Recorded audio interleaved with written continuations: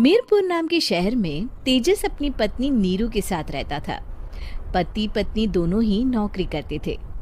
एक दिन तेजस गांव अपनी माँ के पास फोन करता है। हेलो, प्रणाम माँ। जीते रहो माँ, तुम दादी बनने वाली हो हैं? अरे वाह, ठीक है बेटा, मैं कल ही आती हूँ। जब माँ जी शहर पहुंची तो बेटे बहू ने बहुत अच्छे से स्वागत किया। लीजिए माँ जी, चाय। अरे गर्मा गर्म पकोड़े ले आओ माँ के लिए। नीरू रसोई में गई और 2 मिनट में ही पकोड़े ले आई। जी ये लीजिए। बहू जादू से बनाए हैं क्या?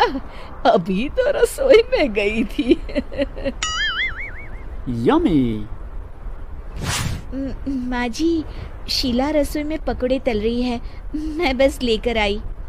हे भगवान, मेरा धर्म भ्रष्ट कर दिया तूने। अब तो गंगा जल से शुद्धिकरण करना होगा।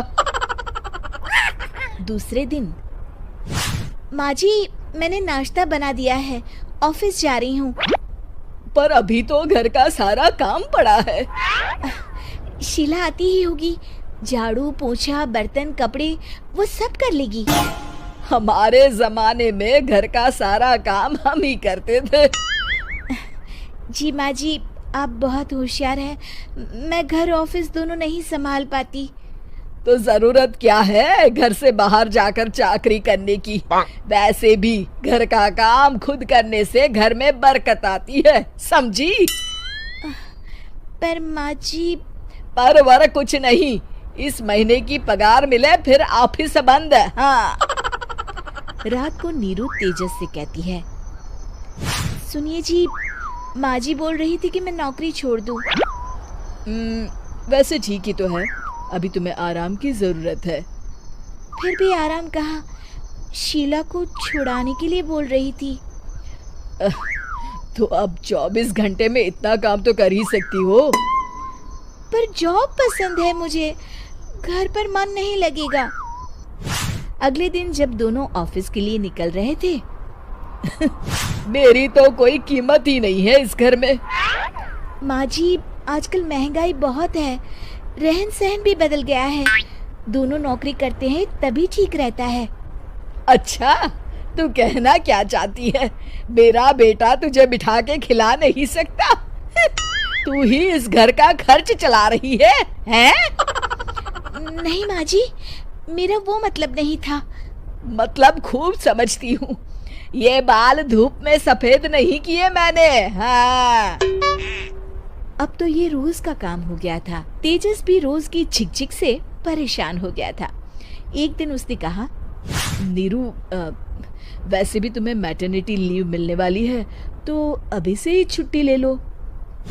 पर क्या, मेरी सैलरी अच्छी खासी है। आखिर नीरू ने रिजाइन कर दिया। जब बच्चा हुआ तो घर में सब बहुत खुश हुए। कुछ दिनों बाद तेजस फाइल देख रहा था। क्या हुआ तेजस, कुछ परेशान लग रहे हो? हाँ, वो हमारी जितनी सेविंग्स थी वो तो हॉस्पिटल में और छठी के फंक्शन में खत्म हो गई है नीरू। और अभी वैसे मंदी चल रही है तो मैं बोल रही थी कल मुन्ना को हेपेटाइटिस का टीका लगवाना है। नीरू, क्या पोस्टपोन नहीं कर सकते? नहीं जी, बिल्कुल नहीं। अब तेजस को समझ में आ रहा था कि उससे गलती हुई है। पैसों की कमी का असर घर के माहौल पर भी पड़ रहा था। अगले दिन, बेटा मेरा चश्मा और ये दवाइयाँ ले आना, पर्चा देते हुए माँ जी ने कहा। जी। तेजस, मुन्ना के लिए दूध का डिब्बा और डायपर भी ले आना, और ये किराने के सामान की लिस्ट है, इसे भी लाना है। तेजस गुस्से में लिस्ट मरोड़कर फेंकता है और चिल्लाता है, पैसे क्या पेड़ पर उगते हैं? ये ले आना, वो ले आना। अरे पर ये जरूरत का सामान ही है।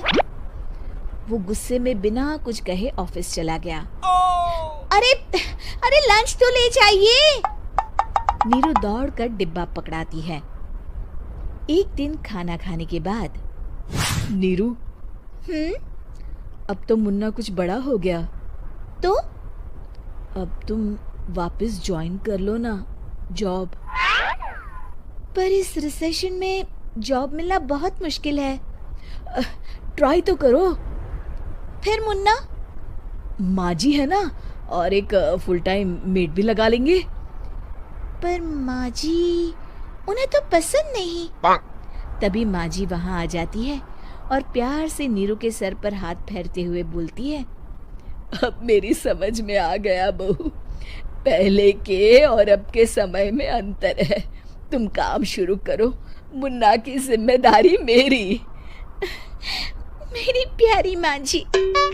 ये कहकर नीरू उनके गले लग गई। शिक्षा, परिवर्तन संसार का नियम है, हमें भी समय के साथ चलना चाहिए। उम्मीद है कि आपको हमारी ये कहानी पसंद आई होगी। कृपया हमारे चैनल को सब्सक्राइब करें और सभी अपडेट्स के लिए बेल आइकन जरूर क्लिक करें। और हाँ, वीडियो लाइक और शेयर करना मत भूलिएगा। Bye bye.